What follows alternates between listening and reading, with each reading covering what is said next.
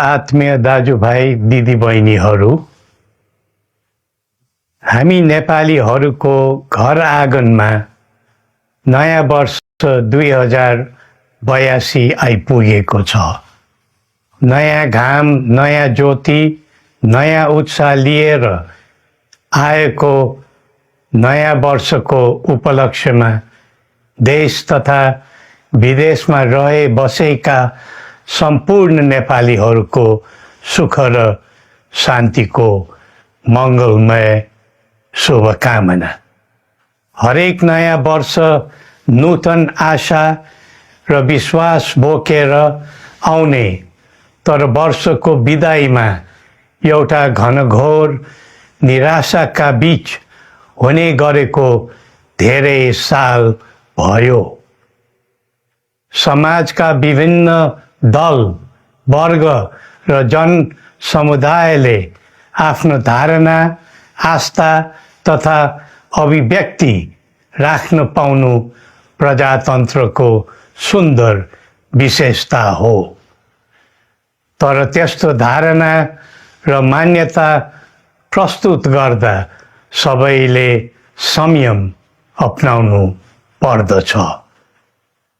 केही दिन अघि जनप्रदर्शनमा जुन प्रकारको हिंसा, आगजनी, तोडफोड भयो, त्यसबाट जस प्रकारको मानवीय एवं भौतिक क्षति भयो, त्यो सुन्दा हामीलाई अत्यन्तै दुःख लाग्यो।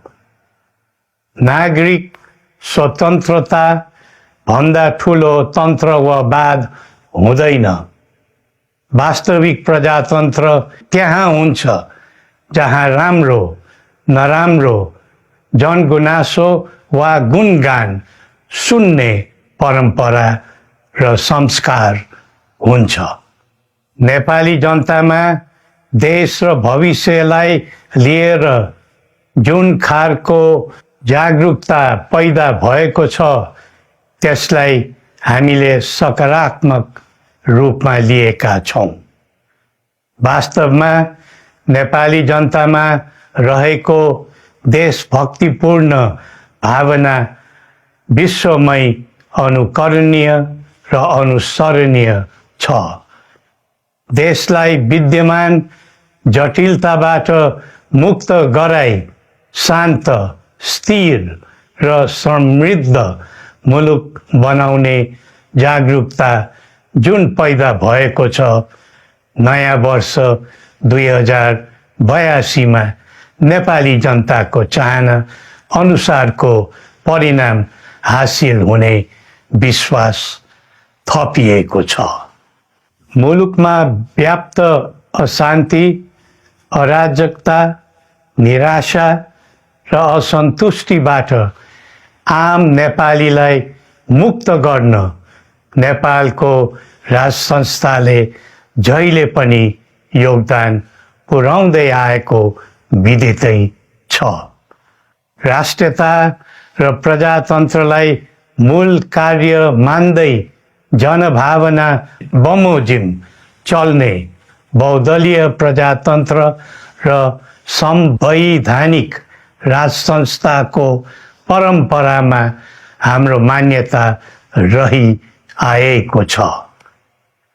वर्तमानमा बदलिँदो जनचाहनाको पनि कदर गरी राज्य शक्तिको स्रोत जनता नै हुन् भन्ने मन्जुरी सदैव स्थापित हुनु पर्दछ।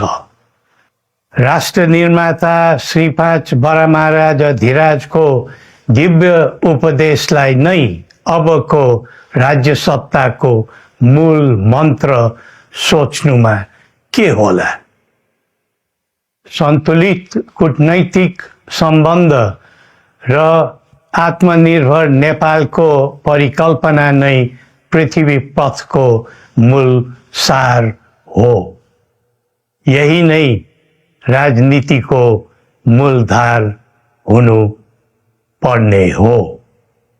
विश्वको बदलिँदो परिस्थितिलाई मनन गर्दै विश्वव्यापीकरण र स्वतन्त्र व्यापारका आधारहरूलाई चुनौतीको रूपमा लिँदै चरम आर्थिक मन्दी भोग्नु परिरहेको अहिलेको सन्दर्भमा नेपाल जस्ता विकासोन्मुख देशले आत्मनिर्भर अर्थतन्त्र निर्माणको कार्यमा अर्जुन दृष्टि लगाउनु पर्ने समय आएको छ।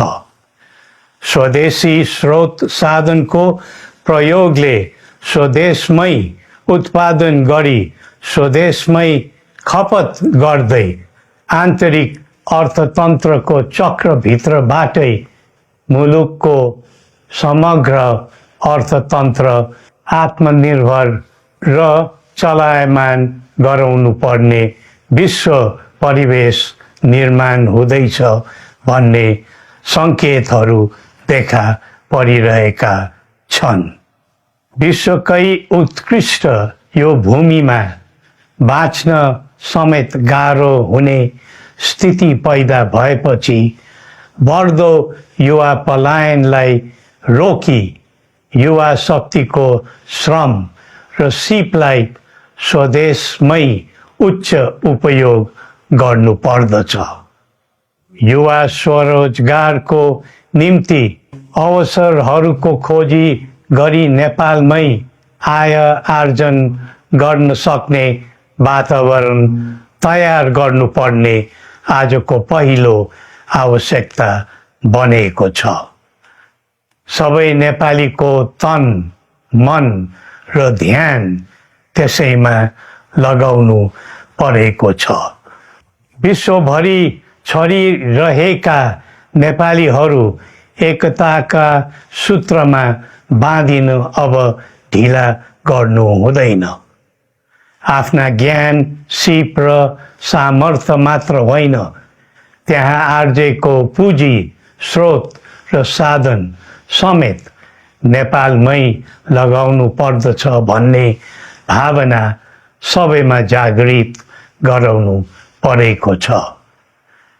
प्रकृतिले दिएको स्वर्ग जस्तै सुन्दर हिमवत् खण्ड नेपाल सिँगार्न र विकासको विपुल फुक्न कसरी लाग्ने र लगाउने स्वदेश फर्क स्वदेश नै स्वर्ग भन्ने अभियान चलाउनु पर्ने आजको आवश्यकता भएको छ। जनभावना र चाहना बुझी मुलुकको समग्र संरचनामा नै हेरफेर र सुधारका कदम चाल्नुपर्ने तथ्य स्पष्ट देखिन्छ।